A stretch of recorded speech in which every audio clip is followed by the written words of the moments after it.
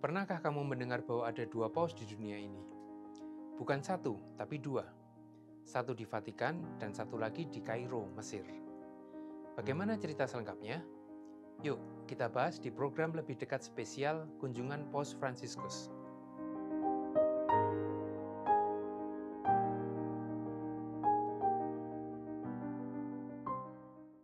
Betul, kamu tidak salah dengar.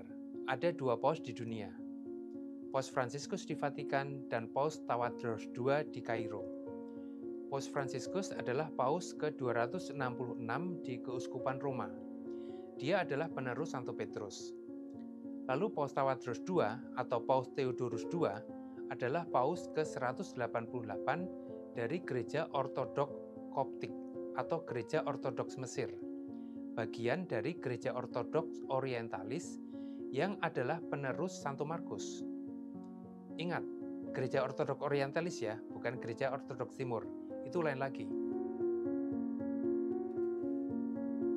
Semua bermula dari 12 Rasul Yesus yang berpencar menyebarkan kekristenan sepeninggal Yesus, sebagaimana perintah Yesus di Matius pasal 28 ayat 19. Mereka menyebar ke Irak, Turkiye, Suriah, Eropa Timur, Roma, Mesir, dan wilayah lain di Afrika. Ini yang kemudian menghadirkan gereja awal mula atau gereja mula-mula. Pada sekitar tahun 100 Masehi, kelompok gereja yang berawal dari 12 murid Yesus bersatu dalam identitas gereja Katolik dalam persekutuannya dengan uskup Roma. Sampai akhir abad 4, ada 3 komunitas besar kekristenan di dunia, yaitu di Antioquia, Alexandria, dan Roma.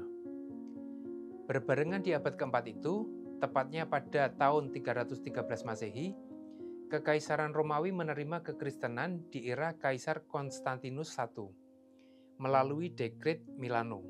Tak berselang lama, Konstantinus memindahkan ibu kota Romawi dari Roma ke Konstantinopel, alias kotanya Konstantinus. Sebelumnya kota ini bernama Bizantium. Sekarang, kota ini bernama Istanbul di Turkiye. Kekristenan ikut tumbuh pesat di Konstantinopel. Pusat baru kekristenan pun muncul. Menyusul, pada abad ke-6, Yerusalem yang pernah dihancurkan Romawi pada tahun 70 Masehi dibangun kembali oleh rezim baru Romawi. Kota ini pun lalu menjadi pusat kekristenan kelima di dunia. Kelima kota itu punya pemimpin gereja masing-masing. Posisi di antara mereka sejajar. Namun Roma menjadi primus inter pares, yang pertama di antara yang sama. Ini karena Roma adalah bekas pusat kerajaan Romawi yang dipilih Rasul Petrus sebagai tujuannya menyebarkan kekristenan. Petrus juga meninggal di Roma, dimakamkan di Bukit Vatikan yang kini menjadi lokasi Basilika Santo Petrus. Seperti tersurat di Alkitab, yaitu di Matius pasal 16 ayat 17 dan 18, nama Petrus pun langsung didapat dari Yesus. Keteguhan imannya yang membuat Yesus mengubah namanya dari Simon menjadi Petrus. Ini yang membuatnya dianggap sebagai pemimpin para rasul. Dalam Matius pasal 16 ayat 18 dan 19, Yesus juga menyatakan bahwa ia akan membangun gereja karena keteguhan keyakinan Petrus itu. Kedua ayat ini sekarang tersemat di Basilika Santo Petrus dan diyakini sebagai mandat kepausan. Runutan cerita ini yang menjadi dasar iman Katolik untuk meyakini bahwa Petrus adalah paus pertama sebagai penghormatan kepadanya. Seluruh uskup Roma setelahnya disebut sebagai penerus Santo Petrus. Sebentar, lalu kenapa ada dua paus dan dua gereja ortodoks seperti di awal bahasan tadi? Kembali ke gereja mula-mula, dari 5 gereja tersebut, sebagian besar ada di wilayah timur. Hanya Roma yang ada di barat. Bagian ini penting, karena dalam perjalanan waktu setelah era Konstantinus, kerajaan Romawi terbagi dua. Romawi Barat dengan pusatnya di Roma, dan Romawi Timur dengan pusatnya di Konstantinopel. Pada abad ke-5 Masehi, berkembang ajaran Nestorian di salah satu wilayah gereja timur. Ajaran ini oleh Konsili Efesus pada tahun 431 Masehi dinyatakan sesat. Konsili adalah sidang tertinggi dalam Gereja Katolik. Pesertanya adalah uskup sedunia. Adapun Efesus adalah nama kota yang sekarang masuk wilayah Izmir di Turki.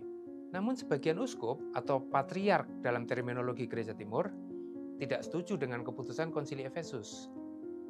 Mereka lalu memilih berpisah dari Gereja Katolik yang berpusat di Roma dan disebut sebagai Gereja Non-Efesian, alias gereja yang tidak mengakui keputusan Konsili Efesus. Sampai sekarang gereja non-Efesian masih ada. Mereka berbahasa Suriah dan banyak berada di Irak, dikenal sebagai gereja Asiria Timur. Di era modern, sebagian pengikut gereja Asiria Timur kembali ke pangkuan Gereja Katolik Roma dan disebut sebagai Gereja Katolik Kaldea. Ini belum sampai ke inti bahasan loh. Konsili Efesus ternyata masih menyisakan perdebatan. Karenanya, pada tahun 451 Masehi, konsili kembali digelar. Kali ini konsili digelar di Kalsedon, sekarang juga ada di wilayah Turki. Ternyata masih ada uskup atau patriark yang masih mengembangkan ajaran Nestorian yang sudah dianggap sesat di konsili Efesus. Sama seperti konsili sebelumnya, sejumlah uskup dan patriark tidak menerima putusan konsili Kalsedon. Lagi-lagi mereka memilih berpisah jalan menjadi gereja non-Kalsedon dan kini dikenal sebagai gereja Ortodoks Oriental. Nah, Paus Alexandria, seperti yang disebut di awal bahasan ini, adalah bagian dari gereja non-Kalsedon. Selain gereja Koptik Alexandria, ada gereja Ortodoks Armenia, gereja Ortodoks Eritrea, gereja Ortodoks Ethiopia, gereja Ortodoks Malangkara, dan gereja Ortodoks Suriah yang menjadi bagian dari gereja Ortodoks Orientalis. Dalam perjalanan, sebagian pengikut gereja Ortodoks Armenia kembali ke pangkuan Gereja Katolik Roma dan disebut sebagai Gereja Katolik Armenia. Berbeda dengan Gereja Katolik Roma dan Asiria Timur, Gereja Ortodoks Oriental tidak memiliki satu orang pemimpin tertinggi. Semua patriark gereja atau uskup adalah setara. Perkecualiannya hanya di Gereja Ortodoks Koptik yang menyematkan sebutan paus untuk pemimpin gerejanya. Seperti paus di Roma, sebutan ini punya arti ayah sebagai bentuk penghormatan dan kasih sayang. Bedanya dengan pemimpin Gereja Katolik Roma, pemimpin Gereja Ortodoks Koptik tidak berada di atas gereja lain yang bergabung dalam Gereja Ortodoks Oriental. Yurisdiksi Gereja Ortodoks Koptik juga hanya ada di Mesir dan Afrika. Selepas pemisahan diri Gereja Asiria Timur dan Gereja Ortodoks Oriental, Gereja Katolik Roma dan Gereja Katolik Konstantinopel masih tetap seiring berjalan. Namun pada tahun 1054 Masehi, kedua gereja Katolik ini pun akhirnya memilih berpisah.